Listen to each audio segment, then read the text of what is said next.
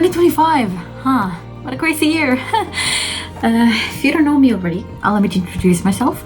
I'm Nia. I'm an art student from Costa Rica. I like video games, I enjoy books, anime, and occasionally fancy myself a writer with a bad taste in puns.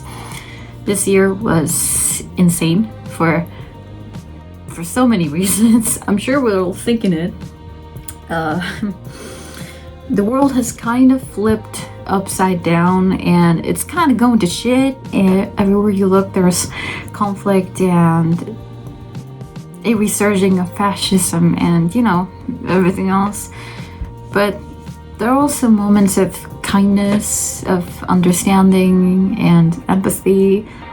And it gives me a little bit of hope that as long as people keep trying, hoping, even just leaving the door open in the elevator just for a second longer, that things can get better. I spent my year, like 2025, on two things. University stuff and worrying.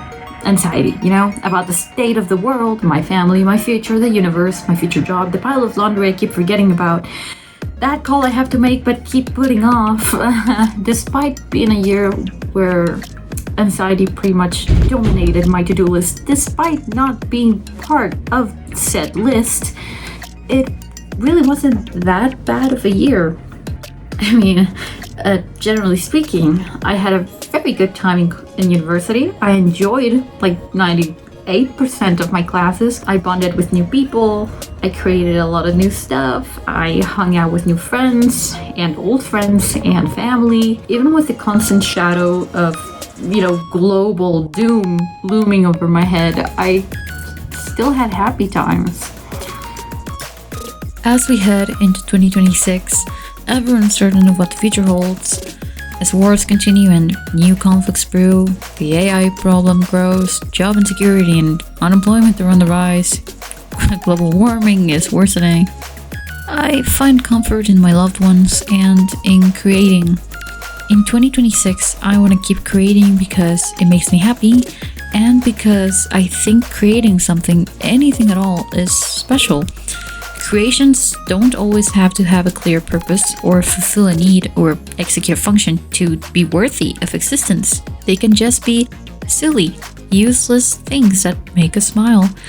Any creation has the power to make someone smile, and I think that's the closest we can get to real magic. So, looking towards 2026 with a healthy dose of optimism and positivity, because I think we're really gonna need it. What are my goals and resolutions as an artist/creative person? I want to talk about it a little. So, first, let me just get a drink in.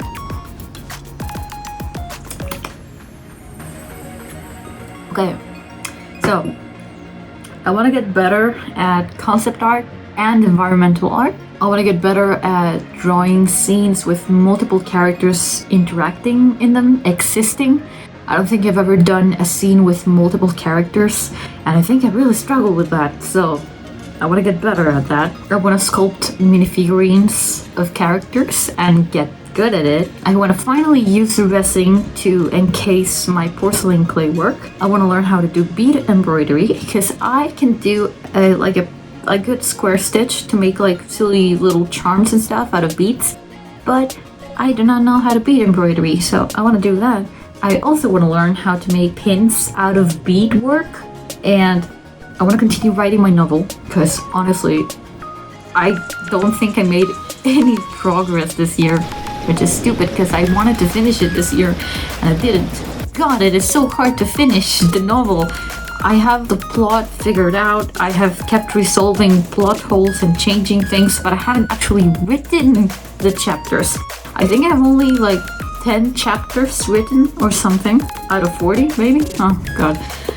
So I want to continue writing my novel in 2026, hopefully maybe finish it, I don't know. And I really want to animate something, anything, by the end of 2026. I haven't animated in like 2 years or 1.5 years, and that's a long time to not animate. And I want to animate because I like it, I do. I just don't like being told what to animate. Another thing, I also want to register my brand here in Costa Rica. and participate in at least one fair with it, because it's been like brewing in my mind for a long time. I'm still working on that, but I want to get it done this year. Like, please, by July, I want to have that brand register thing figured out. And the final thing is, I don't know how I'm gonna do this because I'm doing university at the same time and everything else, but I want to grow this channel enough in 2026 that I can finally monetize it. I don't know if that's actually gonna be possible in 1 year. I know it takes a long time to grow a channel. That's, I think, like my final resolution as a creative for this year. Keeping all that in mind, I want to introduce you to a book that has been part of my life since 2024. I think I bought it around July 2024 or something, around that time. You've probably heard about it before because it's pretty well known amongst like creative circles, and it's titled The Artist's Way by Julia Cameron. And yeah, you probably know what I'm talking about. And if you don't, you're gonna. This book was kind of a light in the darkness when I was feeling blocked and helpless and useless, creatively speaking. I've gotten so much good advice from it and learned some good tips for handling self-sabotage and criticism along with art block. And I want to keep in mind the things that I've learned from this book in 2026 and actually put more of the exercise into practice, because they really are useful, especially if you're struggling or maybe you're just starting your creative journey.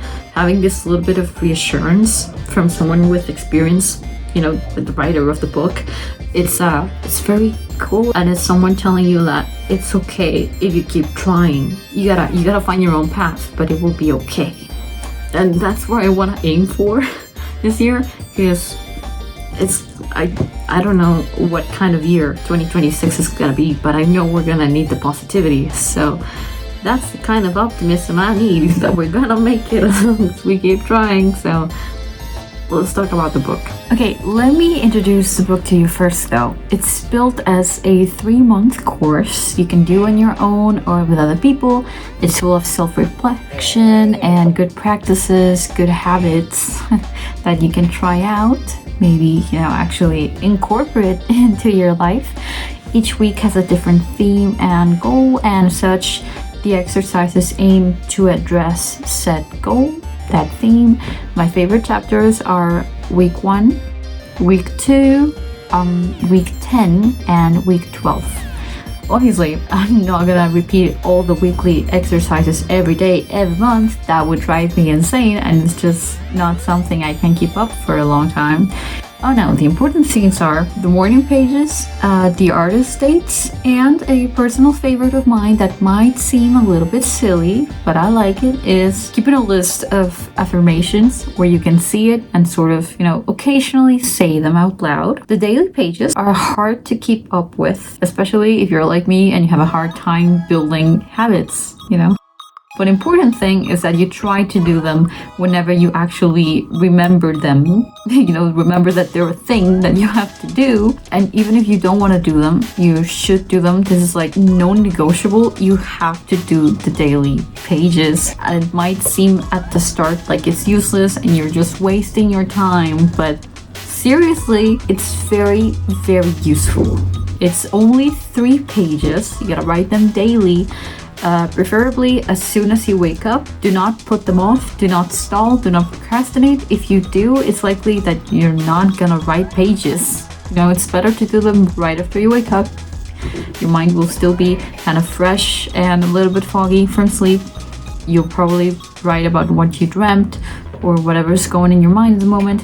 The daily pages are just meant to be your thoughts flowing out into the page, and that's all. Do not try to plan them beforehand. Some days it will be harder to write them than others. You can fill them however you want to.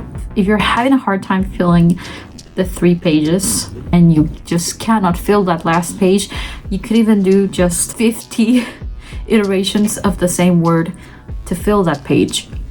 It doesn't matter, just get the 3 pages filled with something. Just write something on the 3 pages. And the other thing is the artist states. The artist states are just basically spending time with yourself, and truly with yourself. That means not inviting anybody else along with you. You have to spend time alone. If you go with someone else, it misses the point completely, and you're no longer doing the artist dates. The artist dates are a chance to spend time with yourself without external distractions. So a chance to reflect, enjoy, experience new things. It gives your brain a chance to get bored and just experience the world, to think. All those things get the creative juices flowing.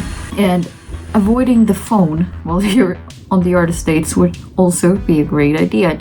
Do not avoid the artist dates. It might be a little bit uncomfortable to do them on your own and just, to spend time with yourself, but it's part of the thing. It's a normal reaction. You have to do one per week. They don't have to be expensive or super complex. It's just spending time with yourself. For example, here are some ideas. You could go take a walk in a park and look for birds. You could watch a movie you've never watched before.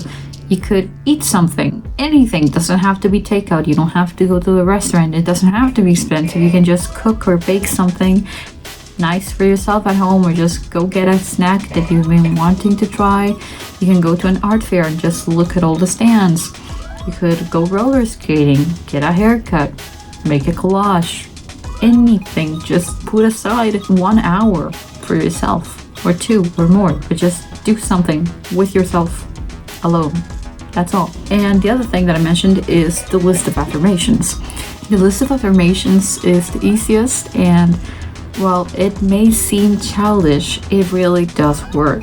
And it's healthy, in my opinion. At least it did help me break through a sort of a bad block. And repeating the affirmations, while it may seem a little bit pathetic, it does work. It just gives you motivation and a little bit of confidence, self-esteem. Even just glancing at them gave me strength and hope when I was struggling artistically. For example, you could say mistakes do not equal catastrophic failure. Making mistakes is okay, which is a pretty important one to keep in mind. And mistakes are natural. For example, those are 3 affirmations you could keep in mind, and they're kind of really important ones because everyone has a perfectionist side, and perfectionism kills potential creations, and it's just not fun. It's not fun. Fact is that failure is inevitable. It is part of the creative process and life in general. That does not mean that it's the end. Failure does not equal apocalypse, Each failure is a chance for learning, and that is all. It doesn't mean the end, the absolute end of everything. You learn to fix your mistakes, or you make your way around them, If one door closes, you open another one. There is no door? Make your own. Creativity lies in all of us. If you think you don't have it, you just haven't nurtured yet. It really is in all of us. Without creativity, we wouldn't have the technology that we do. Creativity doesn't just present itself in visual arts or in writing, in literature. It's in all of us. It's part of having consciousness, being aware of existence as humans are. We wouldn't have any technology without creativity. We wouldn't have math without creativity. You need creativity to come up with solutions for problems, for engineering problems, for math problems, for science problems. You need creativity. It's not just artistic in nature, and you gotta remember that, because when we're blocked, sometimes it feels like we're not creative anymore, that we just can't be creative. But you gotta remember that it's not something that can be erased or taken. It's in you. It can feel hidden or stuck or blocked, sure, but it will never disappear, and you can trust in that. So, 2026, here I come, and I'm gonna try to do my best without getting overwhelmed by the amount of projects that I want to do, because I'm graduating this year. Can you believe it? So that means I need to lock in for real, for real now. I want to make and write so many things. I hope I can make the best of the time I have and keep creating. I hope we all can. So I hope I can keep making stuff, and I will. keep making stuff. I wish you a very happy new year and late happy holidays. I'll see you soon. Have a good morning, afternoon, evening, whatever it is, whatever you are. And bye. Dude, can you believe I actually scripted the video and I got more tongue-tied and tripped over my words multiple times, more than I would if I hadn't scripted it. I had to cut out so much footage and edit the footage so much that I had to slice and dice it like it was Fruit Ninja. It was an absolute nightmare. But yeah, I finished it and I'll see you later. Bye. I apparently suck at reading my own scripts.